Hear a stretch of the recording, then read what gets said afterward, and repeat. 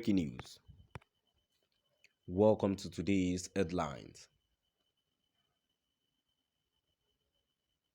See what Nnamdi Kanu's brother said strangers have done to the forest in southern Nigeria. See what Nnamdi Kanu's brother said strangers have done to the forest in southern Nigeria.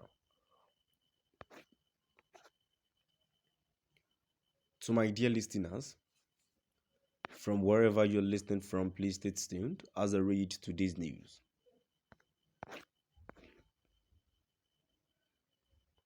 The younger brother of the detained leader of the indigenous people of Biafra, IPOB, Mazi Nnamdi Kanu Prince Emmanuel Kanu, has warned communities in southern Nigeria, particularly southeast, to, as a matter of urgency, mobilize their youth to comb every forest in their locality.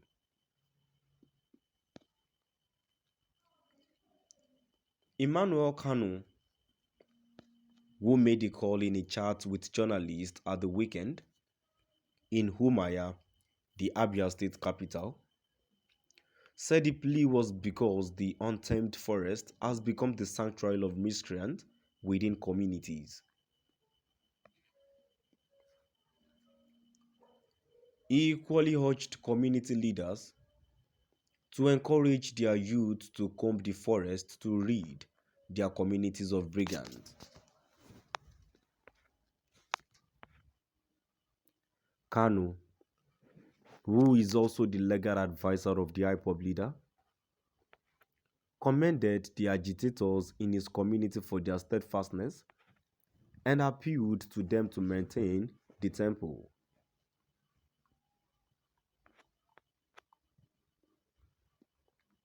The IPOB leader, while in exile in the United Kingdom, directed that all his family members should vacate his hometown, Afaraukwu Ibeku, in Umuahia local government area of Abia State, to avoid persecution by the military if found.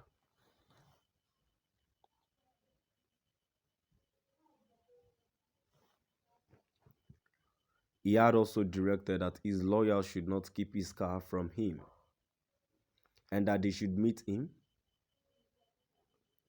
at the rendezvous point.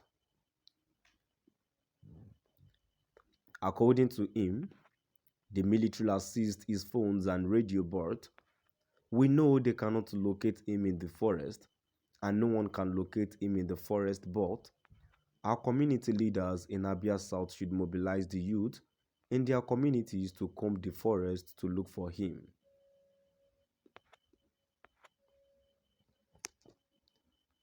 I thank the Nigerian government for ordering the arrest of our leader and the arrest of our people.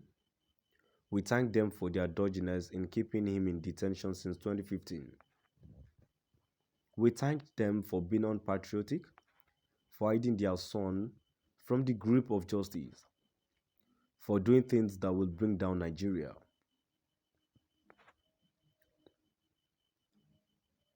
They have been doing wrong in Abia State, but we are not blaming them. We are only complaining. If we were not complaining, would they know that we are the ones fighting them?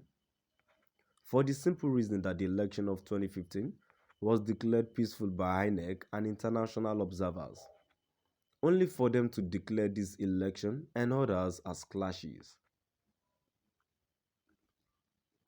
But Abia South is the home of Nnamdi Kanu. That is why they declared that election was free and fair.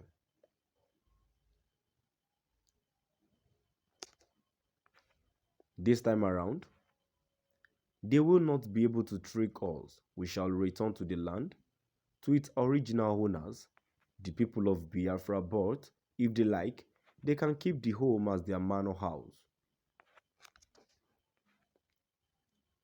This is because we have started exposing them.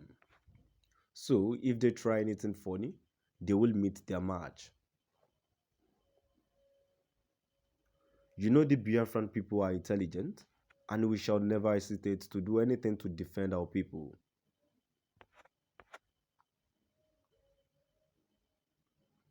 Emmanuel Kanu, who described himself as a social crusader, said that despite the absence of Mazi Nnamdi Kanu, IPOB youth are fully behind the hierarchy of IPOB.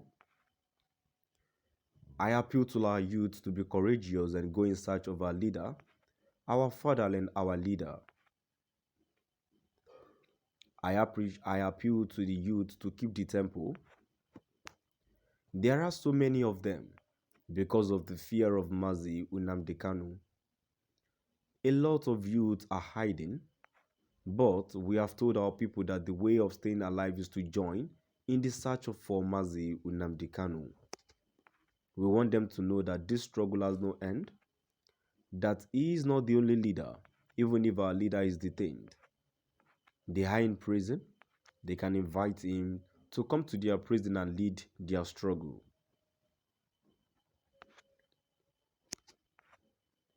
The IPOB legal advisor also appealed to Abia State Governor Okezi Ikpeazu to come to his aid, pointing out that the state is enmeshed in endless crisis and that he cannot leave the state for fear of being lynched by the army and security agencies.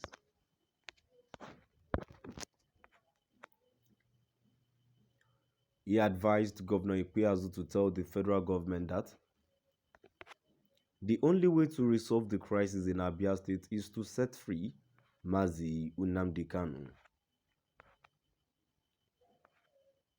He said that if they freed their leader, Abia State would return to Biafra, pointing out that if the federal government attempts to use security agencies against them, they would resist the attempt with their might.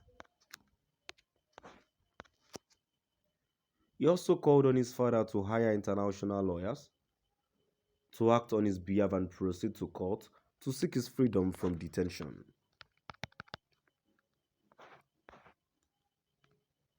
To my dear listeners, now I've come to the end